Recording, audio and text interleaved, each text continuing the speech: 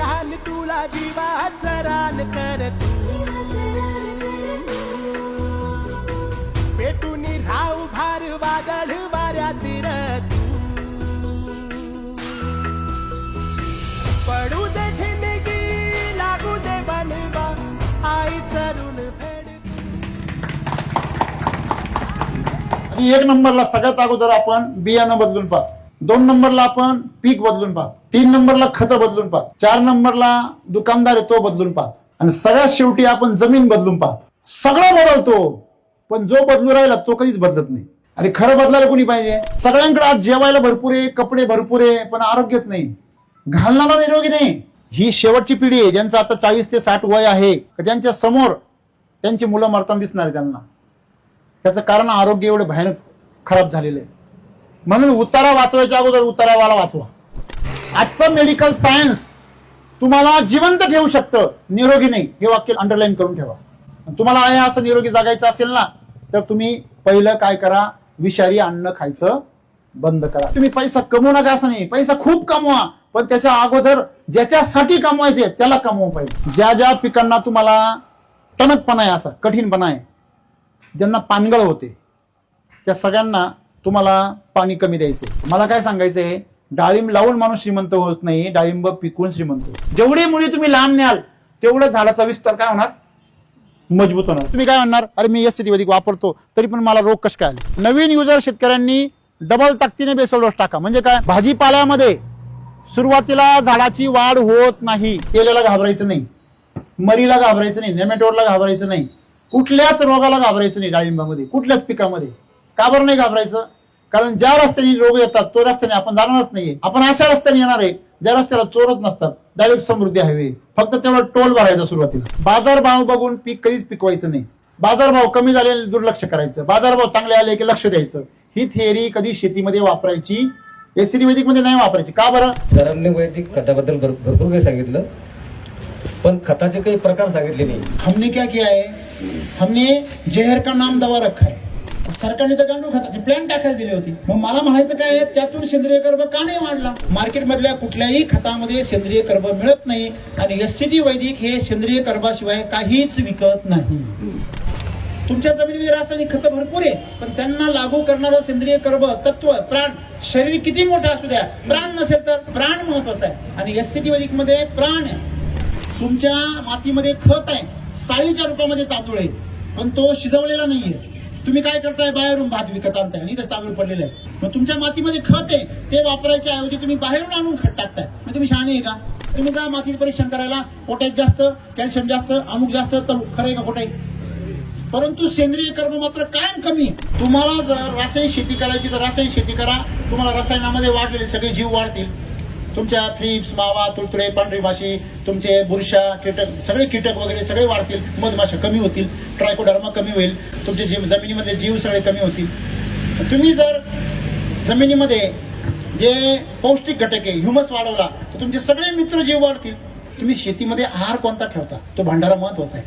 भांडारा तुम्ही जर चांगला ठेवला, तुम्हाला कुठल्याच प्रकारची जीवाणू टाकायची गरज नाही. तुम्ही जमिनीमध्ये गांडूळ तयार करा. तुमच्या शेणखताच्या अंगात गांडूळ तयार होऊ द्या. तुम्ही गांडूळ खतं तयार करू नका, तुम्ही जीवाणू तयार करू नका. जमिनीमध्ये जीवाणूंचं काय द्या, अन्न द्या. तुमची जैविक शेती तेच संपन्न सुरू होणार आहे. मी तुम्हाला काय म्हटलं, 10 गुंठे करून पहा, स्वतःच्या मेंदूनी करा. आमचं बिलकुल लक्षात ठेवायचं नाही. आमचं काय लक्षात ठेवायचं, फक्त विधी लक्षात ठेवायची आणि पथ्य लक्षात ठेवायची. साधना तुमची तुम्ही करायची, निरीक्षण करायचं, स्वतःच्या मेंदूवर विश्वास ठेवायचा. मातीत काय बदल झाला, पिकात काय बदल झाला. राम सर म्हणले, पहिले मातीत बदल होईल, नंतर पिकात होईल, नंतर आपल्या खिशात होईल. मग तो होतोय का, नाही होते तर राम सरांना फोन करा, त्यांच्या अधिकाऱ्यांना करा, त्यांच्या डिस्ट्रीब्युटरला करा आणि 1 वर्ष एका 10 गुंठ्याच्या क्षेत्राला द्या आणि मग निर्णय घ्या. राम राम राम राम. शेतकरी म्हटलं की शेतकऱ्याची प्रतिमा नेहमी दारिद्र्याने बरबटलेला असे दाखवले जाते. खरं तर आता बुलढाणा जिल्ह्यामध्ये जर आपण आलो तर इकडचा शेतकरी बऱ्यापैकी सधन आहे, खाऊन पिऊन सुखी आहे. फार गर्भ श्रीमंत नसेल परंतु सुखी आहे, बरोबर आहे ना. परंतु जसजसं वेळ पुढे चाललेला आहे, जसं वर्ष पुढे चाललेले, तसं तसं कुठेतरी समस्यांना काहीतरी वाढ व्हायला लागली, समस्यांना तोंड द्यायची वेळ यायला लागली. त्याच्यामुळे खर्च आणि उत्पन्न आणि आपण करत असलेली मेहनत याचा ताळेबंद काय होतोय, बिघडतोय. तर मग हा जो ताळेबंद आहे, हा ताळेबंद दुरुस्त कसा करायचा, तर मग त्यासाठी आपण काय करतो, आधी 1 नंबरला सगळ्यात अगोदर आपण बियाणं बदलून पाहतो. 2 नंबरला आपण पीक बदलून पाहतो. 3 नंबरला खतं बदलून पाहतो. 4 नंबरला दुकानदार आहे तो बदलून पाहतो. आणि सगळ्यात शेवटी आपण जमीन बदलून पाहतो. शेवटी नाही, जमीन टिकतच नाही, पिकतच नाही, चला जमीन बदलून बघू. सगळं बदलतो, पण जो बदलू राहिला तो कधीच बदलत नाही. आणि खरं बदलायला कोणी पाहिजे, आपण म्हणतो काळाबरोबर बदललं पाहिजे. मग काळाबरोबर आम्ही बदलतोय ना. आम्ही बैल सोडून दिले, ट्रॅक्टर धरला. आम्ही जुनी बियाणं टाकून दिले, आम्ही नवीन बियाणं घेतले. मित्रांनो, मी तुम्हाला काय सांगतोय लक्षात घ्या, शेतकऱ्यांना आता तंत्रज्ञानाची गरज नाहीये. शेतकऱ्यांनी हे ओळखणं गरजेचं आहे की माझं कल्याण कशामध्ये आहे. शेतकऱ्याचं कल्याण पैसे कमवण्यात नाहीये, हे लक्षात घ्या. पहिलं, प्रत्येक शेतकऱ्याला पैशांच्या पाठीमागे पागल बनवलं जाते. प्रत्येक शेतकऱ्याला फक्त नफा, फक्त प्रॉफिट, फक्त प्रॉफिट. पूर्वीचा शेतकरी असा नव्हता. पूर्वीचा शेतकरी ज्याच्यासाठी पिकवत होता त्याचा आनंद बघायचा. की मी समजा भाजीपाला पिकवला, मग खाणारा आनंदी आहे का, त्याला बरं वाटायचं. घरी जर बाजरी केली किंवा मका केली, गहू केला, तर माझ्या घरातल्या माणसांना चांगलं खायला मिळते का पोळी, हे बघायचं. आता मला चांगलं खायला मिळते की नाही, माझ्या नातवंडांना, माझ्या पोरांना, याच्याविषयी काही चिंता नाही. सकाळीच कुणीतरी म्हणत होतं, सगळ्यांकडे आज जेवायला भरपूर आहे, कपडे भरपूर आहे, पण आरोग्यच नाही, घालणारा निरोगी नाही. ही शेवटची पिढी आहे, ज्यांचं आता 40 ते 60 वय आहे. ही तुमची पहिली पिढी आहे ज्यांच्या समोर त्यांची मुलं मरताना दिसणार आहे त्यांना. त्याचं कारण आरोग्य एवढं भयानक खराब झालेलं आहे. म्हणून उतारा वाचवायच्या अगोदर उतारावाला वाचवा. आणि ते वाचवण्याचा एकच मार्ग आहे, मातीला बलवान करा. मातीमधून विष पूर्ण बंद करा. बरोबर आहे. आणि स्वतःच्या घरच्यांसाठी 10 गुंठ्यामध्ये सर्व प्रकारचा भाजीपाला घरच्या घरी पिकवा आणि तो खा. नाहीतर तुम्ही डॉक्टरांच्याच भरत्या करणार, हे तुम्हाला मी लिहून देतो. दवाखान्यामध्ये गेलेला माणूस चालत जातो, तिकून कुबड्यांवर येतो, लक्षात ठेवा. तो गंज जगतो भरपूर, पण तो कुबड्यांवर जगतो, हे विसरू नका. म्हणून मला सांगायचं काय, आजचं मेडिकल सायन्स तुम्हाला जिवंत ठेवू शकतं, निरोगी नाही. हे वाक्य अंडरलाईन करून ठेवा. तुम्हाला आहे असं निरोगी जगायचं असेल ना, तर तुम्ही पहिलं काय करा, विषारी अन्न खायचं बंद करा. घरी मिल्क चार्जरचं दूध, आणि सर्वात महत्वाचं म्हणजे आपल्या शेतामध्ये 10 गुंठ्यासाठी सर्व प्रकारचा भाजीपाला. आपलं अन्नधान्य 10-10 गुंठे करा. घरच्या घरी गहू, बाजरी पिकवा, हरभरा पिकवा, त्याला एसटी वैदिक वापरा. बाकी तुम्हाला काय पिकवायचं ते पिकवा. मला सांगायचं काय आहे की तुम्ही पैसा कमवू नका असं नाही, पैसा खूप कमवा, पण त्याच्या अगोदर ज्याच्यासाठी कमवायचे त्याला कमवा. पहिलं मातीला श्रीमंत करा.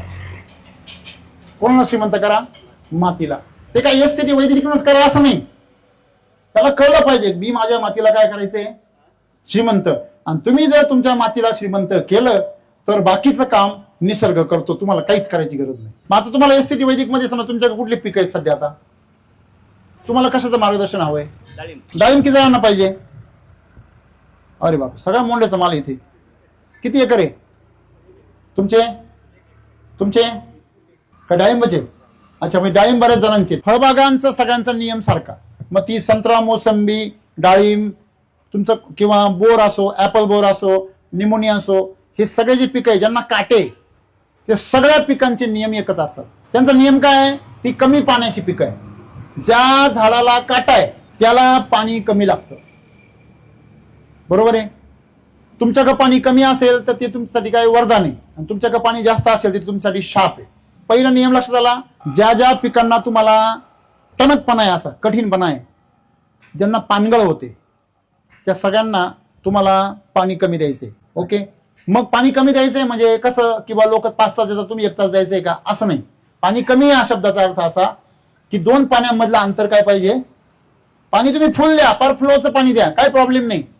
तुमचं काय असेल तर फ्लोचं पाणी द्या, पर ड्रिप करू नका, काही प्रॉब्लेम नाही. उदाहरण सांगितलं मी तुम्हाला. पण त्या 2 पाण्यामधलं अंतर काय पाहिजे, जास्त पाहिजे. त्या झाडाला पाण्याचा शोक बसला पाहिजे, ताण बसला पाहिजे. एससीटी वैदिक मध्ये तुम्ही सेंद्रिय कर्ब वाढवा, पाणी द्यायची गरज नाही. बरोबर आहे. मग पाणी धरून ठेवायची क्षमता झाडामध्ये सगळ्यात जास्त एससीटी वैदिक मुळे राहते. एससीडी वैदिकमध्ये जवळजवळ 70% लोक फक्त पाणी जास्त दिल्यामुळे फेल होतात. हे बऱ्याच जणांना माहित नाहीये. मला सांगा, तुमचं पाणी नाहीये, त्याच्यामध्ये दर 1000 लिटर पाठीमागे 1 किलो क्षार आहे. मग तुम्ही एका वेळेस किती 1000 लिटर भरता? कमीत कमी 70-80 1 लाख लिटर वगैरे भरता. 70-80 हजार लिटर तर भरता का नाही एका भरणीला? मग ते किती किलो झालं? ते 70 ते 80 किलो. म्हणजे वॉटर सोल्युबलच्या 3 गोण्या दरवेळेस तुम्ही सोडता पाणी भरता. म्हणजे हे पूर्वी असं नव्हतं. आता पाण्यामध्ये तेवढे काय झाले? क्षार उतरलेले. मग हे जे पाणी आहे ते पाण्याबरोबर एवढं क्षार जमिनीमध्ये वाढता आणि म्हणून तुमची पिकं खराब होतात. पाणी व्यवस्थापन सर्वात महत्वाचं. त्यासाठी आपण एससीडी वैदिकमध्ये अमृत जल काढलेलं आहे. ज्यांना डाळिंब लावायचे त्याने सॉइल चार्जर बरोबर अमृत जलचं ड्रिंचिंग हे केलंच पाहिजे. अमृत जलचा वापर हा तुमच्या भागामध्ये जेवढा जास्त होईल तेवढं मराठवाड्यामध्ये रिझल्ट कसे येतील बापू? 1 नंबर येणार. मला काय सांगायचंय, डाळिंब लावून माणूस श्रीमंत होत नाही, डाळिंब पिकवून श्रीमंत होत. मग ज्यांना डाळिंब लावायचे त्यांनी पहिला नियम सांगितला, पाण्यावर अंकुश ठेवा, अमृत जलचा पुरेपूर वापर करा पहिल्या दिवसापासून, ड्रिंचिंग पासून. ओके, तुमचा रोप मरणार नाही, तुमचं रोप कोमजणार नाही. दुसरी गोष्ट, त्याला पाण्याचं शेड्यूल कसं वापरायचं? पहिले 6 महिने खोडाच्या जवळ 3-4 बोटावर पाणी द्यायचं. नंतरचे 6 महिने 1 फुटावर पाणी द्यायचं. नंतरचे 6 महिने 1.5 फुटावर पाणी द्यायचं. आणि 2 वर्षानंतर 2 फुटावर पाणी द्यायचं. जसं तुम्ही ड्रीप लांब न्याल तशी मुळी त्या ड्रीपच्या दिशेने काय होईल? पुढे पुढे चालत जाईल. आलं लक्षामध्ये? जेवढी मुळी तुम्ही लांब न्याल तेवढं झाडाचा विस्तार काय होणार? मजबूत होणार. ठीक आहे. त्याच्यानंतर जिथे तुम्ही ड्रीप नेणार आहात तिथं पहिला बेसल डोस भरा आणि मग ती ड्रीप तिकडे शिफ्ट करा. ड्रीप शिफ्ट करताना एकाच वेळेस अर्धा फुटापेक्षा जास्त लांब न्यायची नाही. म्हणजे जो डिस्टन्स आहे तेवढा अर्धा फुटाच्या आसपास न्यायचा आणि आतल्या बाजूच्या टोकापासून त्याचा बेसल डोस भरायचा. कळलं तुम्हाला? म्हणजे ओला ओजवा आहे. दुसरी गोष्ट म्हणजे पहिली मुळी आणि दुसरी मुळी एकमेकांमध्ये काय झाली पाहिजे? म्हणजे पहिला बेसल डोस जर समजा इथं टाकलाय तर दुसरा बेसल डोस इथं आला पाहिजे. त्याच्यानंतर झाला बेसल डोस बद्दल. पुढची गोष्ट, दर 2 ते 3 महिन्याला अर्धा किलोचा बेसल डोस भरायचा. तुमची माती काळी असेल तर बेड करा आधी आणि बेडवर लागवड करा. जर माती तुमची जर भुरकी असेल तर सपाटीला केलं तरी काही प्रॉब्लेम, नंतर बेड करा. म्हणजे आपल्या लक्षात आलं का आपल्याला कशा प्रकारे डाळिंबाचं नियोजन करायचंय? मग खत व्यवस्थापनामध्ये शेड्यूल मिळतं, आपलं लेखी शेड्यूल. तुम्हाला ते शेड्यूल मिळेल त्याप्रमाणे तुम्ही डाळिंबाची लागवड करा. तुम्हाला एक लक्षात ठेवायचे, कृषी अमृत आणि RNPH. RNPH शिवाय फक्त कृषी अमृत कुठल्याच पिकाला वापरायचं नाही. अगदी तो भाजीपाला असो, तुमचं का धान्य असो, काही पण असो. दुसरा बेसल डोस तुम्ही कृषी अमृत बरोबर सम्राट शक्ती मिराकल ह्युमस गोल्डचा घेऊ शकता. कृषी अमृतचं प्रमाण एकरी समजा आम्ही 10 बॅग सांगतो, त्याचं जर 20 बॅग किंवा 15 बॅग तुम्ही केलं तर तेवढं प्रमाण RNPHचं किंवा सम्राट शक्ती मिराकलचं वाढवलं पाहिजे. तुम्ही नुसतं कृषी अमृत जास्त टाकलं तर तुमचं जसं व्हेजिटेटिव्ह ग्रोथ होते तसं तुमचं नायट्रोजन वाढणार आणि मग तुम्ही काय म्हणणार, अरे मी एससीडी वैदिक वापरतो तरी पण मला रोग कसे काय आले किंवा माझ्या शेतीमध्ये पीक का बरं येत नाही. आलं लक्षामध्ये? ज्यावेळेस तुम्ही एससीडी वैदिक वापरणार आहे, बेसल डोसचं अंतर समजा जर झाडावर जर माल असेल तर अंतर हे भाजीपाल्यामध्ये 35 ते 40 दिवस आणि फळबागामध्ये 60 दिवसापेक्षा जास्त असता कामा नाही. त्याच्यापेक्षा जास्त दिवस जर झाले तर तुमचा माल वीक पडू शकतो किंवा गळू शकतो, कारण त्याची बॅटरी काय होते?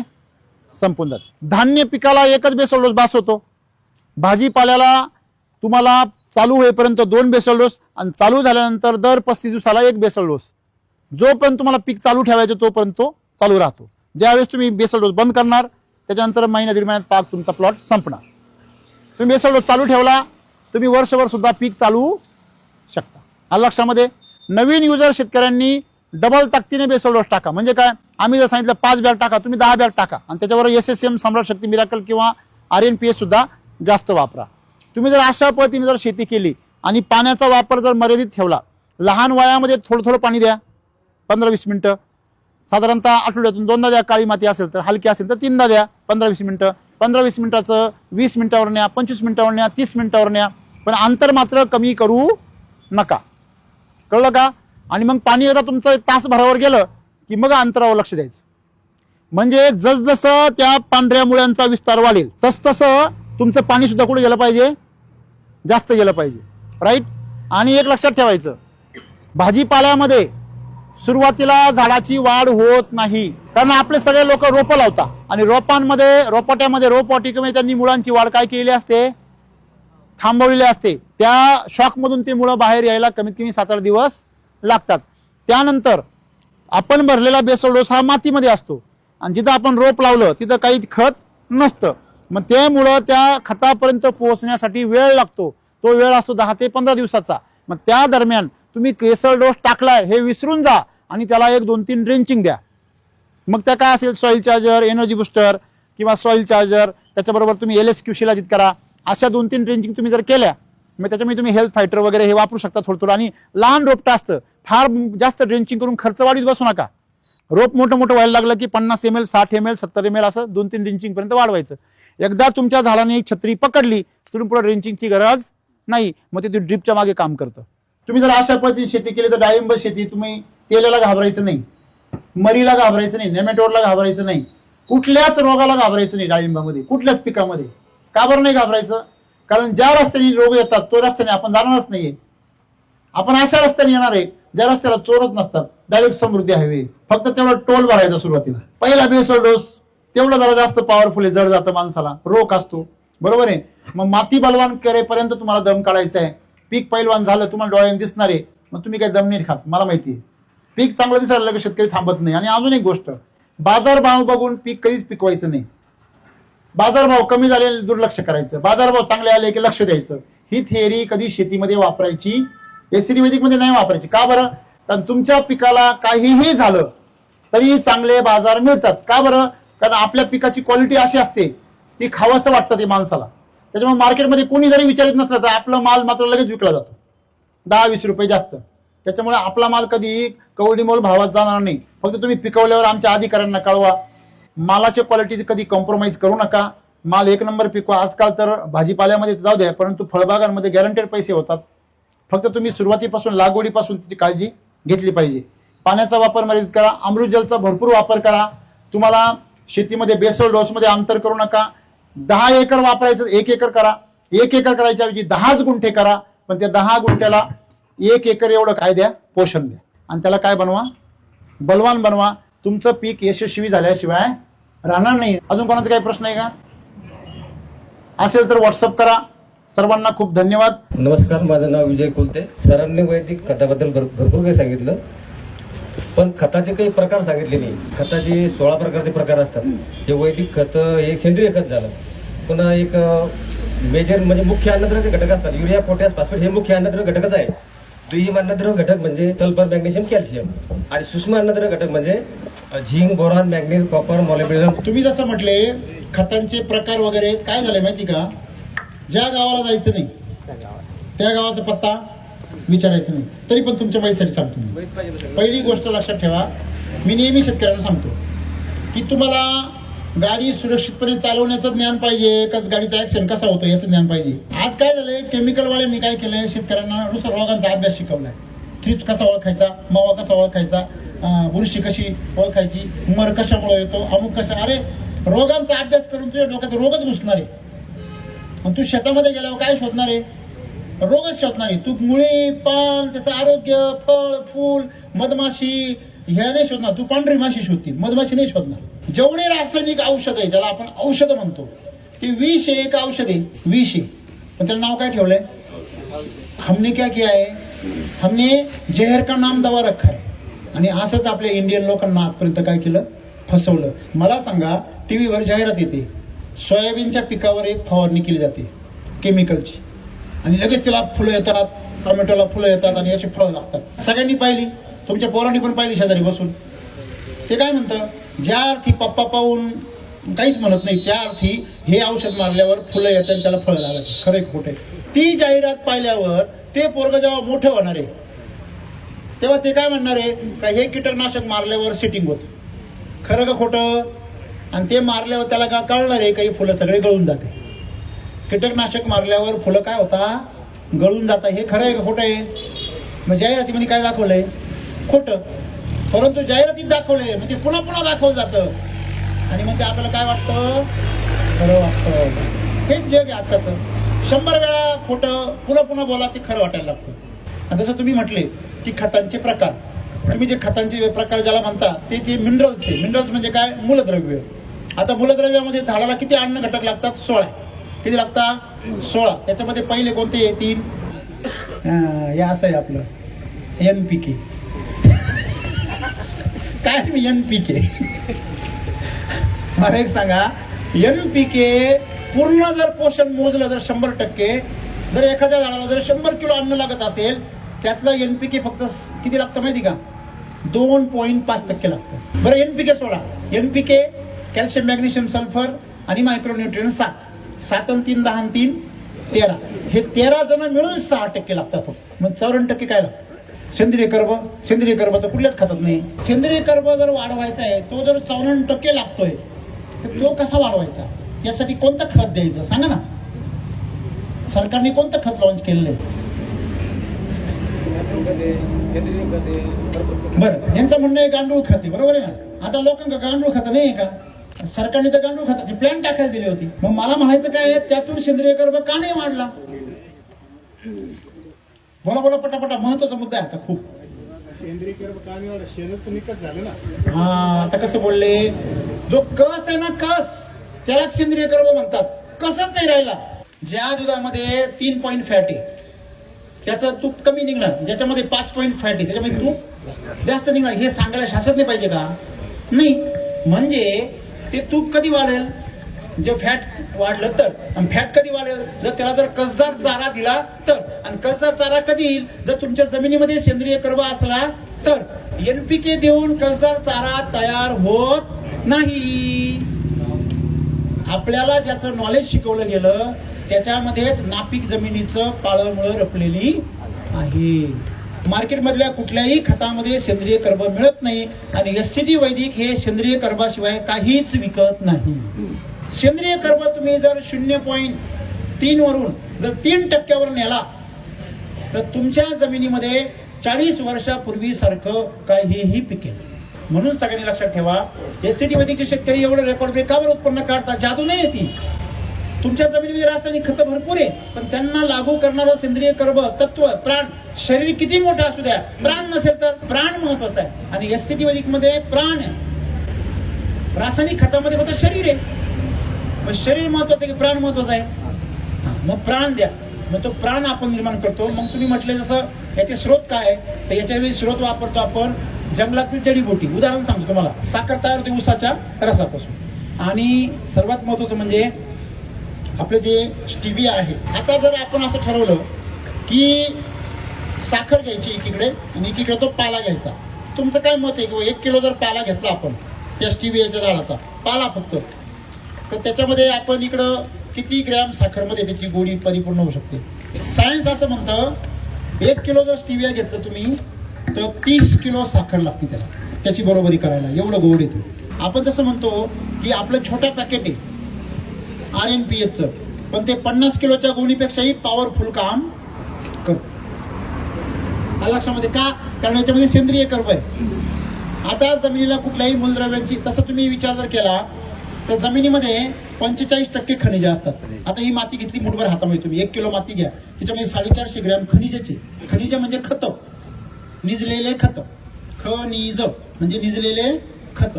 म्हणजे ही माती कशापासून बनलेली आहे? खतांपासून. कशापासून? फक्त ते खत काय आहे? कसं भाताचे, तो गुणीमध्ये तांदूळ आहे म्हणजे काय आहे? भाताचे. फक्त शिजवलेला नाहीये, पण शिजवल्याशिवाय आपल्याला पचणार, हे बरोबर आहे की नाही? तसं तुमच्या मातीमध्ये खत आहे, साळीच्या रूपामध्ये तांदूळ आहे, पण तो शिजवलेला नाहीये. तुम्ही काय करताय? बाहेरून भात विकत आणताय आणि इथं तांदूळ पडलेला आहे. मग तुमच्या मातीमध्ये खत आहे, ते वापरायच्या ऐवजी तुम्ही बाहेरून आणून खत टाकताय. मग तुम्ही शहाणे आहे का? मग तुम्ही काय टाकायला पाहिजे? त्या मातीमध्ये जे कमी पडलंय, काय कमी पडलंय? त्या मातीत कमी पडलंय ते म्हणजे 25% पाणी, 25% हवा.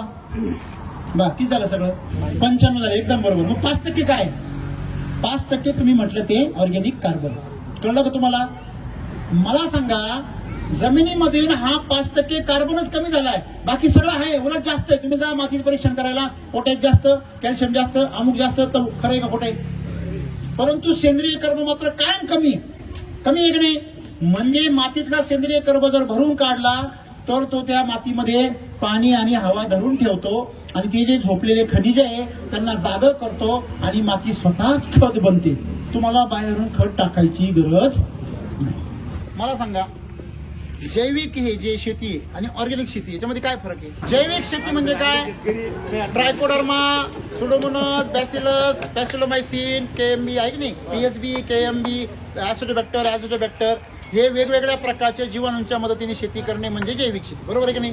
हॅलो, जीवामृत करा, स्लऱ्या करा, घनामृत, बरोबर आहे की नाही? आता मला सांगा पहिली गोष्ट, जमीन सजीव आणि सुपीक या दोन वेगळ्या गोष्टी आहेत का नाही आहे? सजीव म्हणजे काय? जिच्यामध्ये जीवाणू आहे. आणि सुपीक म्हणजे काय? जिच्यामध्ये पीक पिकवण्याची कस आहे. कस असेल तर ती जमीन सजीव राहू शकते. जर कसच नसेल, तुम्ही कितीही सजीव जमीन केली परत ती निर्जीव होणार आहे. जीवाणू जे असतात ते कशावर जगतात? ग्लुकोज आणि ऑर्गॅनिक कार्बन. जैविक शेती म्हणजे जीवाणूंच्या आधारावर केली झालेली शेती आणि ऑर्गॅनिक शेती म्हणजे सेंद्रिय अवशेषांच्यावर आधारित केली गेलेली शेती. आता मला सांगा, जीवाणू जगतात सेंद्रिय पदार्थांवर, मग सेंद्रिय शेती आणि जैविक शेती वेगळी कसं काय होईल? म्हणजे सेंद्रिय शेती आणि रासायनिक शेती या दोनच प्रकार आहे शेतीची. तिसरा एक प्रकार आहे नैसर्गिक शेती, म्हणजे काहीच नाही करायचं. मग आता मला सांगा, जैविक शेतीचा काही कुठेच संबंध नाहीये. आता मला सांगायचं हे तुम्हाला की तुम्ही जैविक शेतीला, काही लोक समजा ऑर्गॅनिक शेती ना, त्याच्यामध्ये काय आहे? तुमचे नीम ऑइल, जसं यांनी उदाहरण सांगितलं, करंज ऑइल आहे किंवा हे निंबोळी पेंट, हे जे सगळं आहे हे ऑर्गॅनिक शेतीचं आहे, जैविक शेतीचं नाही आहे. लक्षामध्ये. आता वैदिक शेती म्हणजे काय? वैदिक शेतीमध्ये आपण जमिनीला सेंद्रिय कर्ब वाढवायला मदत करायचा. सेंद्रिय कर्ब जर वाढला तर जमिनीमध्ये पिकाची मुळी वाढते, तुमचा मायक्रोरायझा वाढतो, ॲझोटोबॅक्टर वाढतात, गांडुळं वाढतात, गांडुळांबरोबर सगळे जीवाणू वाढतात. तुम्हाला काही वाढवायची गरज नाही. तुम्हाला जर रासायनिक शेती करायची तर रासायनिक शेती करा, तुम्हाला रसायनामध्ये वाढलेले सगळे जीव वाढतील. तुमच्या थ्रिप्स, मावा, तुळतुळे, पांढरी माशी, तुमचे बुरशा, कीटक, सगळे कीटक वगैरे सगळे वाढतील. मधमाशा कमी होतील, ट्रायकोडर्मा कमी होईल, तुमचे जमिनीमधले जीव सगळे कमी होतील. तुम्ही जर जमिनीमध्ये जे पौष्टिक घटक आहे, ह्युमस वाढवला तर तुमचे सगळे मित्र जीव वाढतील.